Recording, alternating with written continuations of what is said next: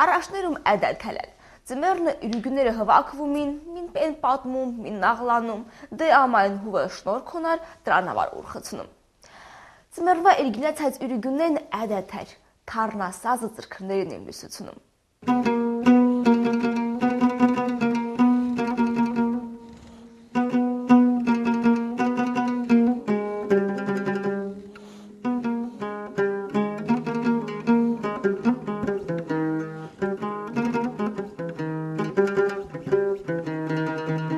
Ուտ գործիքը հիմնականում գալիս է 9-րդ դարից,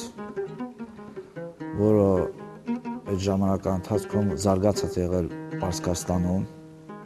արաբական պետություններում, հիմա ներկայությամբ ավելի շատ զարգացած է Հայաստանում, որը նվագում է ժողովրդական համույթներում։ Գործիքը բաղկացած է 3 մասից, չանաղա կոչվում էսի, կոթունա եւ գլխամասնա, որի վրա ականջներն ալ դասավորված, ունի 11 լար, որոնք պատրաստված են պոլիէթիլենից, որից 5 հատը զույգ է, նույն նոտաներն է, մի հատը կենտ է, որ բասային մասն է։ Եթե երկաթի լարեր լինի, մի քիչ այն չի լսվի, գործիքը այն ձևի չի ներկայանա, դրա համար կապրոնի լարերը գցված, որ հնչողությունը փափուկ հնչի։ Կորպուսի վրա 3 հատ անցքը, որոնք կան, որոնք արձագանքում են ձայները։ Կոթունա, որտեղ նվագում է, մատերով նվագում է, առանց լադերի, եւ գլխի մասն է, որ ականջները են շարված, լարերը ձգված վր են, որոնցով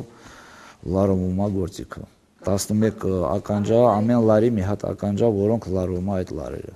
Պատրաստված է ընկուզի փետից, տանձի փետից, հիմնականում այդ փեդերից է պատրաստում, որ արձագանքը լավ լինի։ Հիմնականում նույն չափսերով է սարքվում, երկարությունը ասենք թե 50 սանտիմետր, լայնությունը 36-35-ից 40 սանտիմետր։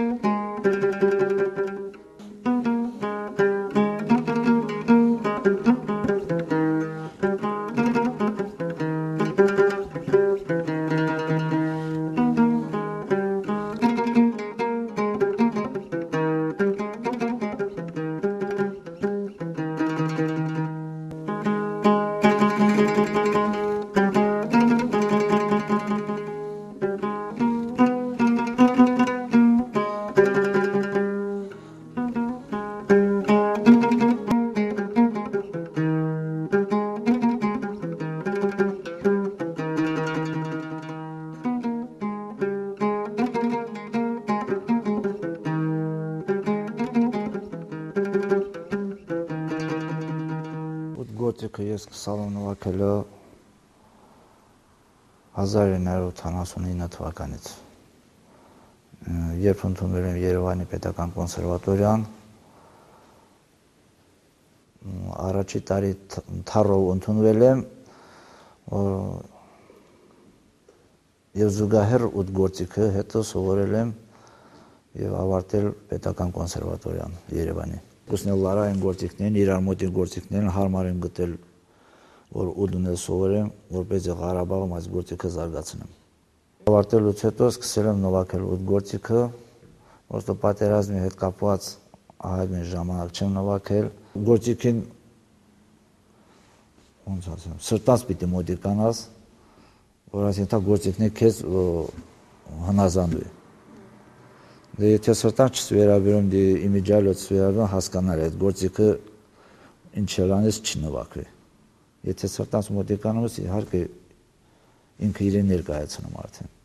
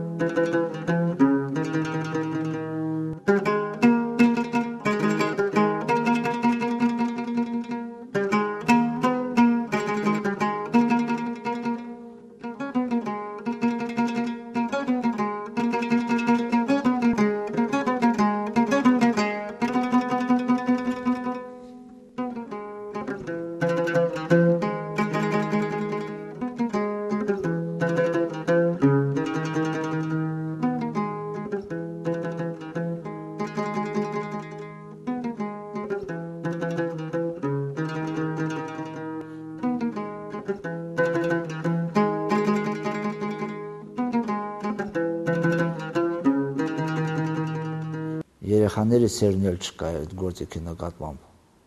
Դրա համար գործիքը քանի գնալով, քանի ոնց որ ասած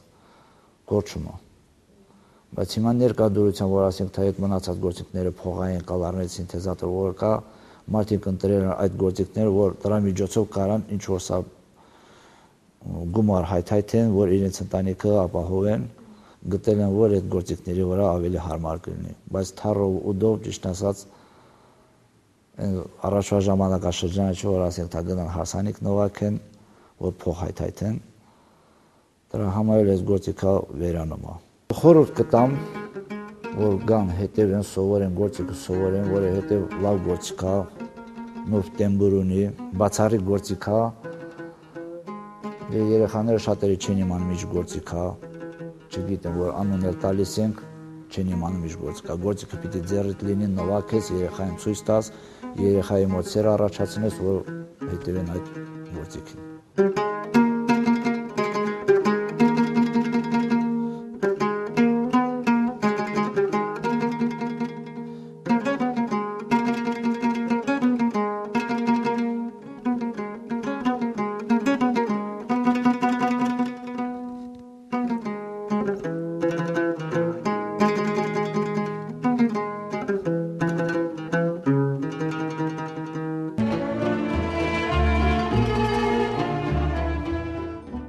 Այս ծմերնը ժողովուրդին հետի իսկական դինջոթն է, ասում է ժողովուրդը։ Հողը հանգստանում է, անասունները սառ չեն բարձրանում։ Այ հիմա է, որ վարարանի կողքին ծմերն իսկական հեքիաթ է դառնում։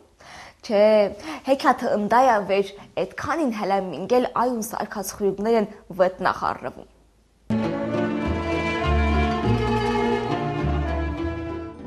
Կաթով ճաշը իսկական մեր բնիկ հայկական արցախյան հանագույնից եկողը, որ բրինձ դեռ չկար բնական է, սամեր էր կոչվում, սամեր էին ասում, նա կորեկի հատիկի ձավարից սարքածն է, սամերը վարացի երկու իմաստով է օգտագործում, մեկ որպես ձավար կորեկից պատրաստած թեփահանված մեծ, և երկրորդը որպես այդ ձավարից կաթով կամ կարակով սարքած ուտելիք ճաշ։ Եվ օրինակ Աջարյանն նաև նշում է, որ եւ Վանի բարբառում, այսինքն Արևմտյան Հայաստանում էր դա օգտագործում։ Ուրեմն սա ընդհանուր հայկական նաև ճաշ է, ոչ միայն մեր արցախյանը։ Այդ սամերը ես 56 թե 57 թվականին շատ լավ հիշում եմ, կորեկ կար։ Նույնիսկ մի խուրձ կորեկ կապած, որ առաջ անգամ էի տեսել, ինչքան էի փոքր երեխա, անընդհատ նայում, տեսնում այնպես մի քիչ նրա կառույցը, ձևը փափուկ էր, դեղին հետաքրքիր, այնպիսի խուրձ ցորեն բան տեսած չկա, ցորեն շատ էի տեսել խուրձերով, նույնիսկ առաջ որ հասկը սա զարդարում դնում էին, պատից կախում էին որպես հուշ, խորհրդանիշ բերիության, հացեշատության եւ այլն։ Բայց կորեկը տեսած չկայի։ Եվ այդ կորեկը մայրս ցույց տվեց ու ասաց, որ այդ կորեկից ճաշ է սարքելու։ Ու ասաց, որ կորեկ հաց հիմա չենք հանում, եւ բացատրում էր մայրս, որտեղ ասում է կորեկ հացը շատ կոշտ է, դժվար է եւ հիմա կորեկ չենք ցանում, քիչ է լինում, բայց ասում է նրանց պատրաստված ճաշը շատ հետաքրքիր համ ունի, սամեր է։ Եվ մինչեւ հիմա եւ համն եմ հիշում եւ այդ անունը։ Ուրեմն մեր այս կաթով ճաշը մեր Արցախում առաջ սամերն էր, որ հիմա որպես երազ է, որտեղ իրոք կորեկի, կորկոտ հիմա մենք քանի տասնամյակից դարուց ավել է անգամ մեր գյուղում անգամ տեսած չկամ։ Բնական կաթը տաքացնում եմ, եռացնում ու հետո որպեսզի արագ ստացվի, ուստի բրինձն էլ նախորդ եփում եմ։ Ինձ մոտ երբեմն հարց է ծագում, որ հարցնում են այդ ճաշը, մի անգամ դուք էլ եք հարցրել այդ կատնով ճաշը, կորկոտով, այսինքն կուրկուտի ձևով սարքում ենք, նրանով անում ենք հացահատիկից, ցորենից, թե ոչ կամ ուրիշ տեսակից։ Ես ասացի ոչ, ինչու, անընդհատ ես նորից մտածում եմ, չէ որ նրա ալյուրից փտրոկ ենք անում։ Իսկ այդ կորկոտը մի քիչ դժվար շատ եւ ինչքան փափկացնենք, հետը մի քիչ համը կարծես մոտեցնում է երևի փտրոկեն։ Ու այս կապակցությամբ տարբերություն կա այդ ճաշատեսակի համար։ Ուրեմն սամերն է եղել կատնով։ Սամերի կորկոտն են օգտագործել կաթի հետ։ Դեռ շատ այն ձևի կորպուտով ծավալը բնական է ինչքան շատ ենք օգտագործում թանով ապուրը։ Իսկ կաթով ապուրի համար եղել է կորեկը, իսկ կորեկից հետո որ հիմա չկա սովորականը բրինձն է։ Կաթով ջաշը արդի վիճակում է շատ հարգի է, հատկապես որ ընտանիքում որ տարիքով կան մանուկներ կան, հասուն մարդկանց համար այնքան դա հաճելի չէ, բայց եթե ճիշտ մտածեն ուշ երեկոյան, որ մինչև 1-2 նստում են, ուստի այդ 8-ից 9-ից հետո ուտելիքի համար որպես ձև առավել օգտակար կլինի։ Կաթի տաքացումը չպետք է թողնենք եռա, այլ որ եռալուն մոտենում է, մեր բարբարով ասում ենք իլլմա։ Կաթը ուզում է արդեն տաքանա, տաքանալուն մոտ է, փրփուրը կողքերից բարձրանում է, փրփրում է։ Չեն խառնում, այլ մի քիչ սերուցքը ես մի կողմն եմ դնում, դրանով առավել եմ թույլ տալիս, որ ինքը առավել մի քիչ շատ եռա, այ նույնիսկ մանդր զգացնել է տալիս, որ ուզում է եռա կատարի։ Միրեսկաթից ես կցանկանամ մի քիչ էլ վերցնել հորս մորակրոջ, փոքր մորակրոջ ինձ սովորեցրած մի ճաշատեսակը, փոքր հասակում պատմեց եւ պատրաստեցել։ Տանը պատահական լավաշի կտոր կար, ասած ես շատ եմ հիշում իմ մանկական, այսինքն հորս մորակրոջ մանկական ժամանակահատվածի ուտելիքը, որ ինքը երբ լացել էր եւ մորից պահանջել էր կաթով լավաշ, այսինքն կաթի մեջ երացրած կաթի մեջ եփած չորացած լավաշը, որ մի անգամ, երկու անգամ նա եռում է, հետո շատ մարմանդ վիճակում ուտում են, արտակարգ համի ունենում։ Այսօր մենք սրա հետ այդ նույնից էլ փորձենք։ Կատնավ լավաշ, չորացրած լավաշը ընդհանրապես եռացող կաթի մեջ փշրում ենք մանր։ Սա էլ չտեսնված համ ունեցող փոքր երեխաների սովորականն է, երեխաներին են ավելի շատ տալիս բնական է։ Եվ հա այս լավաշը լցնենք չոր լավաշը այն հին չորացածը որ ավելցուկ էր քարթուի նման էր բնական է որ գիտենք հացի տեսակները դրան կունճուլի մեջ օգտագործում են կաթի մեջն էլ հենց կաթը եռում է տաքանում է էլ վերջ անջատում են մնում է մարմանդում չորա այս փափուկ մասը օրինակ պետք չէ միայն չորացած մասերը սա որ արդեն գա եռման մոտենա եռա իսկույն կանջատենք։ Այստեղ ոչ մի համեմունք, միայն զուտ կաթ եւ լավաշ։ Երացրած կաթը լցնում ենք, չորացած կաթ լավաշը փշրում մեջը, փշրելուց հետո հենց որ ուզում է եռա, անջատում ենք։ Մարմանդում է, մարմանդ վիճակում։ Այսինքն մի քիչ բաղեցնում ենք։ Տակ-տակ երբեք ուտելը այնքան լավ չէ։ Ընդհանրապես կաթնեղենի ճաշերը պետք է որ մարմանդ վիճակում ուտել։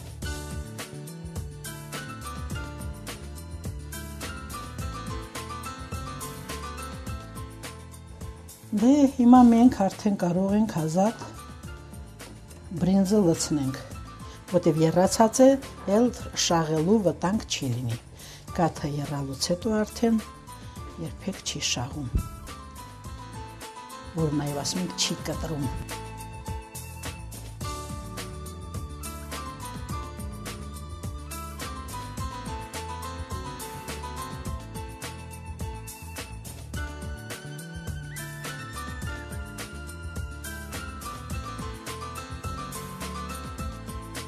Մուսոր չունի էլի, որտեղ շատ մուսորն էլ միշտ ասում են ջերեպրտող։ Եթե ճաշատեսակը մուսոր լինի, մեր Արցախում մագդիրենք ունենք կպցրած, զուտ մեր արցախյան բարբարով ստեղծված այն է, ջերեպրտող։ Այսինքն ջուրը մի քիչ պատորացրել են, իբր թե ուտելիք է։ Աղը միշտ ձգտում ենք մի քիչ վերջից մոտ գցենք, որովհետև աղը մի քիչ լավ բարեկամ չէ կաթի հետ։ Միշտ պետք է ուշադիր լինել, ինչպես որ սովորական ամեն կաթսայում կաթ չենք տաքացնում։ Օրինակ ես կաթնեղենի համար առանձին կաթսաներ եմ պահում։ Օրինակ ասենք ձուկ օգտագործող կաթսայի հետ։ Եթե դա օգտագործես կկտրի կաթը։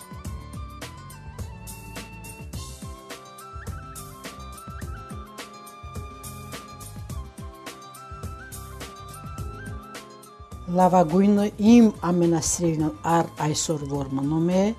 Եվ ես տատիսը մոտ հետո մայրիկս երբեմն պատրաստում բլամա կաթից սարքած ձվով ճաշատեսակ է։ Բոլորս գիտենք, որ կովը ծնում է, նրա առաջի երկրորդ օրվա կաթը խեժ է դառնում, թանձր, շատ համով, բանրի նման, իսկ երրորդ, չորրորդ մի քանի օրվա ընթացքում բլամա է դառնում, կաթը տաքացումից մի քիչ թանձրանում է եւ անդադար պիտի խառնվի նա։ Այդ բլաման, հիմա որ կովը ծնած չէ,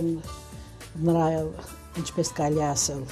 նոր ծննդկան կովի կաթը չունենք, որպես հումք, այսինքն խեժ է նա, շատ ուժեղ երեխային,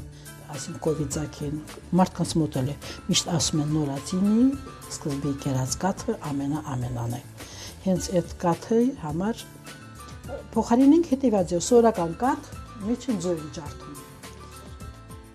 Եվ ահա այդ ձուն, օրինակ ասենք 2 լիտր կաթ է, 4 ձու կոտրել, ջարդել, լավ լուծել, անընդհատ մարման կրակով խառնել, այսպես հանգիստ խառնել։ Ու հետո պաղում է, որ հանում ենք գերման մոտ վերցնում ենք,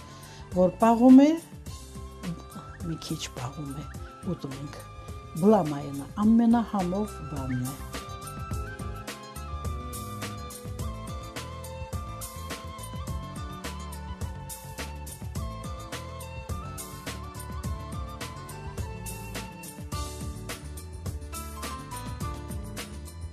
Ես օրինակ որ հիշում եմ, իմ մայրը չուներ, բայց իմ մորից տատը, հարևան մեծահասակն են, հատկապես կաթը կթելու համար սովորական դույլը չէր, որով ջուր էին կրում։ Հատուկ ունեին պղնձե մեծ աման, որին ասում էին կթիչ կամ սարինջ։ Սարինջը բնական է, այդ պարսկական երևի փոխարություն հենց կոչում էին նրանք այդպես էլ սափորի նման մեծ պղնձե ինքանոց ծանր էր,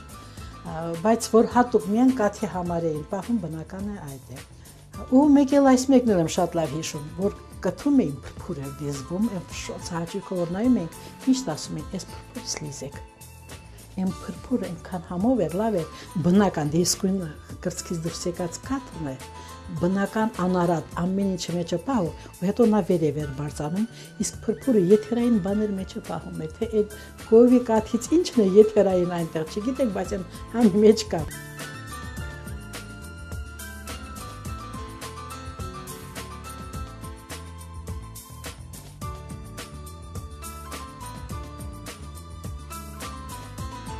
Այ հիմա լրիվ միատար բրինձը դարած, ինքը փափկում է բնական է, կարելի ասել համարյա պատրաստ է։ Մենք աղը կավելացնենք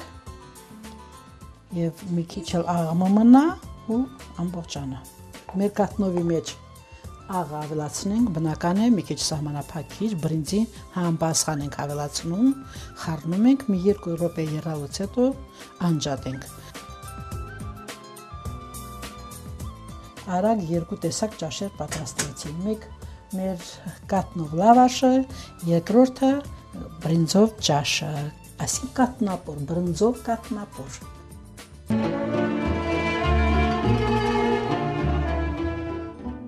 Այս ամենից մեր կենցաղում ցավոք շատ քիչ բան է մնացել, բայց միևնույն է ուզում եմ, որ եւ վարարանի ճշճրթոցն ու ջերմությունը, եւ խոհանոցի անուշ բույրը, եւ ժողովրդական նվագարանների փափուկ ելևէջները մեր կյանքում ավելի շատ լինեն։